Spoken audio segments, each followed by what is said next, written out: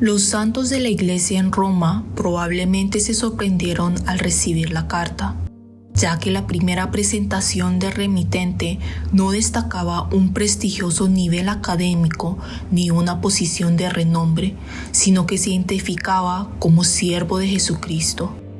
El apóstol Pablo poseía la ciudadanía romana, un estatus reconocido en todo el mundo mediterráneo de la época. Además, había sido discípulo del reconocido rabino Gamaliel y tenía un profundo conocimiento de la filosofía y la literatura griega, siendo un verdadero hombre de élite. Por encima de todo, era un apóstol llamado directamente por Jesús, quien resucitó. Él, siendo uno de los 13 apóstoles que existieron en la tierra, dejó de lado todos esos títulos y honores y escoge presentarse como siervo. Esto era suficiente para despertar en los lectores la curiosidad y la pregunta: ¿quién es realmente este hombre?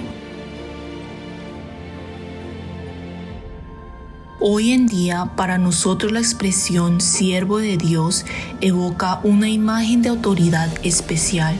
Incluso en la época del Antiguo Testamento, grandes figuras como Abraham, Moisés, David e Isaías fueron llamados siervos de Dios, y este título era considerado uno de gran gloria. Sin embargo, en el contexto de la cultura grecorromana del siglo I, la palabra siervo tenía un significado completamente distinto. Se refería a un esclavo. Un esclavo no era visto como una persona con dignidad propia, sino como propiedad de su amo, sin ningún derecho legal. Para el amo, el esclavo no era más que un animal como un buey o un caballo, o como una herramienta como una hoz o un arado. La única diferencia era que, aunque era un animal, podía hablar, y aunque era una herramienta, podía moverse por sí misma.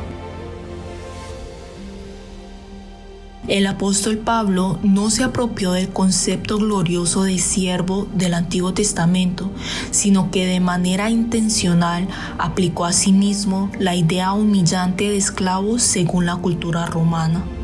En la carta que escribió a la iglesia de Corintios se describió como un ministro, palabra que se usaba para referirse a quien atendía las mesas. También se llamó a sí mismo servidor, término que se usaba para designar al esclavo más bajo que remaba en la parte inferior de una galea. Pablo comprendió que su apostolado y los dones que había recibido no eran el resultado de sus méritos, sino únicamente de la gracia. Tal como dice su confesión, por la gracia de Dios soy lo que soy. A través del encuentro con el Señor en el camino a Damasco, donde recibió una severa reprensión, marcó su vida de tal manera que lo mantuvo en una posición de humildad durante toda su vida.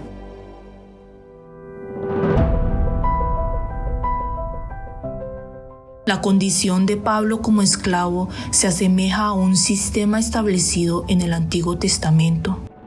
Había casos en los que un esclavo, aun teniendo la oportunidad de obtener la libertad, elegía voluntariamente permanecer como siervo toda su vida por amor a su buen amo.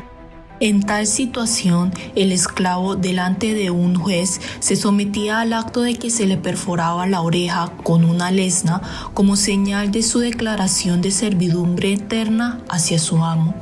Cuando Pablo se presenta a sí mismo como siervo de Jesucristo, lo hace en este contexto. Él se entregó voluntariamente al Señor de amor que lo salvó del pecado y de la muerte. Para Pablo, ser siervo no era una humillación, sino la más grande honra. No era una obligación, sino un privilegio. No algo impuesto, sino una decisión nacida del amor. Para Pablo, el hecho de haber sido llamado como apóstol y ser apartado por Dios no era motivo de autoridad ni de orgullo, sino únicamente de gracia. Esta actitud del apóstol Pablo nos presenta un profundo desafío hoy en día. Si el apóstol mismo se considera un simple siervo, nosotros somos aún menos que un siervo. El cargo, el llamado y la vida de creyente que Dios nos ha dado son todos gracia. No tenemos ninguna razón para enorgullecernos ni para desanimarnos. El hecho mismo de que Jesucristo sea nuestro Señor es en sí nuestra felicidad eterna. Seamos conscientes de esta certera realidad espiritual. Corrijamos nuestra actitud que debemos de tener delante de Dios y tomemos esto como el fundamento de la nueva vida.